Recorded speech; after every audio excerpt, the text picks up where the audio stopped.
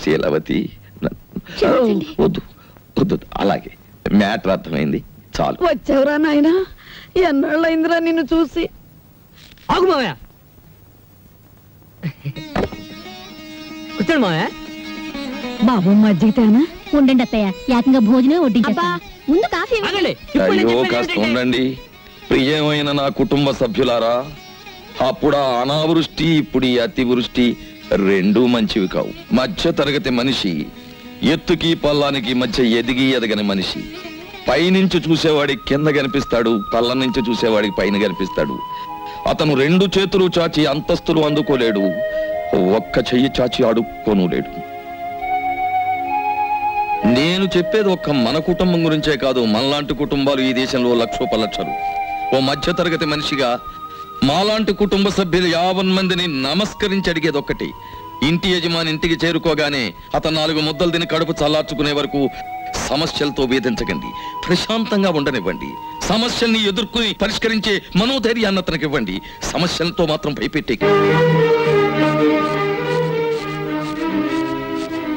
Doctor గారు అర్జెంటుగా రమ్మని ఫోన్ చేశారు, చెల్లికి ఎలా ఉంది?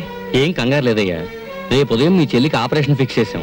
ఆ విషయం చెప్దామని ఫోన్ చేశాను. సారీ సార్, మీరు ఆపరేషన్ అడిగిన డబ్బు నేను ఇంకా కూడబెట్టుకోలేకపోయాను. డబ్బు ఏర్పాటంతా నిన్నే జరిగిపోయింది, ఇక మీ చెల్లికి ఏ ప్రమాదం లేదు.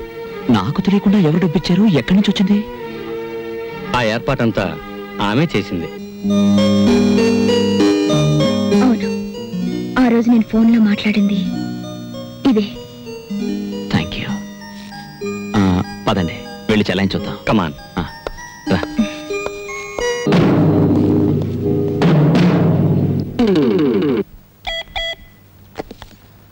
హలో హలో సాబ్. ఎస్, మీ అమ్మాయి దొరికింది. కథ వేరేలా ఉంది. వాడు బ్లాక్ టైగర్ కాదు, రెడ్ టైగర్ కాదు, ఒట్టి హోటల్ సర్వర్. వాణ్ణి మీ అమ్మాయి ప్రేమించింది. ఇప్పుడు ఎలా ప్రొసీడ్ అవ్వమంటారు? కరీం భాయ్, నీ రేటు పెంచుతున్నాను. నిన్నటి వరకు ఇది నా కూతురి సమస్య, ఈవేళ నుంచి ఇది నా కుటుంబ సమస్య, నా పరువు ప్రతిష్టల సమస్య. 24 గంటల్లోగా వాడి శవం నాకు కనిపించాలి. ఓకే సాబ్. మొత్తానికి మా చెల్లెమ్మకు ఆపరేషన్ జరిగిపోతుంది. నీ మనసు మంచిది, అందుకే సమయానికి డబ్బు వచ్చింది. కరెక్ట్ బాబాయ్, రేపు ఆపరేషన్ జరిగిపోతుంది. వారం రోజుల్లో మా చెల్లెమ్మకు నయం కూడా అయిపోతుంది. అప్పుడు ఎంచక్కా మనం అందరం హాయిగా ఉంటాం. ఏమా, నువ్వేమంటావు చెప్పు. అవును, నా ఆపరేషన్ అయ్యే డబ్బు గురించి మీరు ఎటువంటి తప్పు చేయలేదు కదూ, చెప్పండి. నా ఆపరేషన్ డబ్బు కోసం మీరే తప్పు చేయలేదని నా మీద ఒట్టేయండి, అప్పుడే నేను ఆపరేషన్కి వెళ్తాను. లేదమ్మా. మరి నా మీద ఒట్టే చెప్పండి. మేమెప్పుడైనా తప్పుడు పని చేస్తే ఇంకెప్పుడు నా మొహం నీకు చూపించను అని తోటే చెప్తున్నా. అవును, మేము తప్పుడు పని చేస్తే మా మొహం ఎప్పుడు చూపించాం. నీ మీదొట్టు.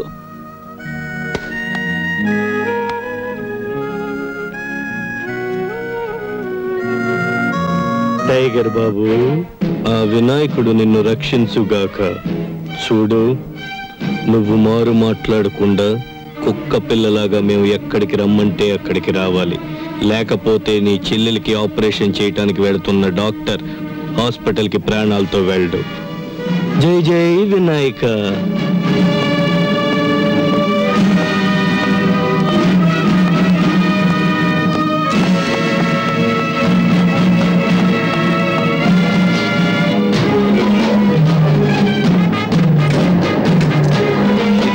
ఎక్కడికి వెళ్ళాడమ్మా? ఆపరేషన్ చేసే టైం అయింది, ఆపరేషన్ టైంకి దగ్గరుండి తీరాలని మరీ చెప్పాడు డాక్టరు. 6 నెలలైంది ఆపరేషన్ చేయించుకున్నాను మొరాయిస్తోంది సీత. పొద్దున్న నుంచి చాలా బెంబేలుగా ఉన్నారు, నాకు ఏమీ చెప్పలేదు. ఏమండి, మన రాంబాబుని ఎవరో రౌడీ వ్యాన్ లో ఎక్కించుకొని వెళ్ళిపోతున్నారండి. నేను పరిగెత్తాను కానీ దొరకలేదు. ఇది ఎవరిదో కాదు, మీ నాన్న చేసిన పని. Daddy, daddy, daddy. అమ్మా అలక, వచ్చావా? ఎన్నాళ్ళైందే నిన్ను చూసి. వెల్కమ్ బేబీ, బాగున్నావా? డాడీ, రాంబాబుని ఏం చేశారు? విశాల, అమ్మాయిని లోపలికి తీసుకెళ్ళి రెస్ట్ తీసుకుంటుంది. రాంబాబు ఎక్కడా అని అడుగుతున్నాను. వాడెక్కడున్నాడో నాకు తెలియదు గాని ఏమవుతాడో మాత్రం తెలుసు. ఏంటి మీకు తెలిసింది? ఇంకా కొన్ని క్షణాల్లో వాడు ముక్కలు అవుతాడు. డాడీ, వాళ్ళు నన్ను కిడ్నాప్ చేశారనేగా మీ కోపం? అది నేను చేసింది. మీరు డబ్బు నాకు ఇవ్వడం లేదని వాళ్ళతో నేను పట్టుబట్టి గొడవ చేయించాను. అంతేగాని వాళ్ళ తప్పేం లేదు. ప్లీజ్ డాడీ, నా మాట వినండి. అతన్ని ఏం చేయకండి.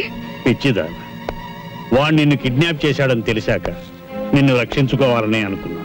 కానీ వాడు నిన్ను ప్రేమించాడని కూడా తెలిసాక వాడిని లోకంలోనే లేకుండా చేయాలని నిర్ణయించుకున్నా. ఆఫ్టర్ ఆల్ ఒక హోటల్ సర్వర్ నిన్ను ప్రేమించటమా? డాడీ, ఆ సర్వర్ తోటే నీ కూతురు 15 రోజులు రాత్రి పగలు ఒంటరిగా గడిపింది. అతని దగ్గర నేను చెడిపోయి ఉంటే నువ్వేం చేయగలవు? అదేమంత కష్టమైన పని కాదు బేబీ. డబ్బు ఎంత పెద్ద తప్పునైనా కప్పిపుచ్చుతుంది. ఆ డబ్బు మీ తప్పుల్ని కప్పిపుచ్చుతుంది, మీరు చేసే అన్యాయాల్ని న్యాయంగా మారుస్తుంది. ఎందుకంటే అది డబ్బు గనక. కానీ సార్, అంత పవర్ఫుల్ డబ్బుని నేల మీద జల్లి గుప్పెడు ధాన్యం పండించగలరా? చనిపోయిన మనిషికి ఊపిరిపోయగలరా? No sir. డబ్బుకు లోకం దాసోహం అనుకునే మీ బోటుగాళ్ళకి డబ్బే సర్వస్వం కావచ్చు గాని మానవత్వానికి పట్టాభిషేకం కట్టాలనుకునే మా బోటుగాళ్ళకి డబ్బు అనేది కేవలం రంగుల చిత్తు కాగితం. ఆ చిత్తు కాగితాల కోసమేగా నా కూతుర్ని కిడ్నాప్ చేసి అడ్డదారిలో డబ్బు గుంజాలని ప్రయత్నించావు. పెద్ద పుల్ని కొట్టాలనే వేటగాడు కూడా చాటు నుంచే కొడతాడు, ముందు నుంచి కొట్టాడు. మా ముందున్న సమస్య మాకంటే చాలా బలమైందని తెలిసినప్పుడు మేము దొంగ దెబ్బే తీయాలి సార్. క్షమించరాని తప్పు చేసింది చాలక ఇంకా నన్నే ఎదిరించి మాట్లాడుతున్నావా? ఎదురించడమే కాదు, ఇప్పుడు మా రాంబాబు ఎక్కడున్నాడు, ఎలా ఉన్నాడు, నిజం చెప్పండి. ఆ దేవుడు దిగి వచ్చినా చెప్పను. నిలువెల్లా అన్యాయాలతో నిండిపోయిన మీ చేత నిజం చెప్పించడానికి ఆకాశం నుంచి ఆ దేవుడే దిగిరానక్కర్లేదు. తెగిస్తే ఆ దేవుడు పేరు పెట్టుకుని ఇష్టం ఉంటే చాలు. ఈ వేళ నుంచి అయినా నిన్ను ప్రేమించే 4 మనుషుల్ని సంపాదించుకో. ఎందుకంటే ప్రపంచ విజేతను కావాలని విర్రవీగి 4 గోడల మధ్య పిరికి చావు చచ్చిన హిట్లర్ కంటే నువ్వు గొప్పవాడివి కావు. నేను చెప్తాను బాబు. ఆయన కరీంతో మాట్లాడుతుండగా విన్నాను.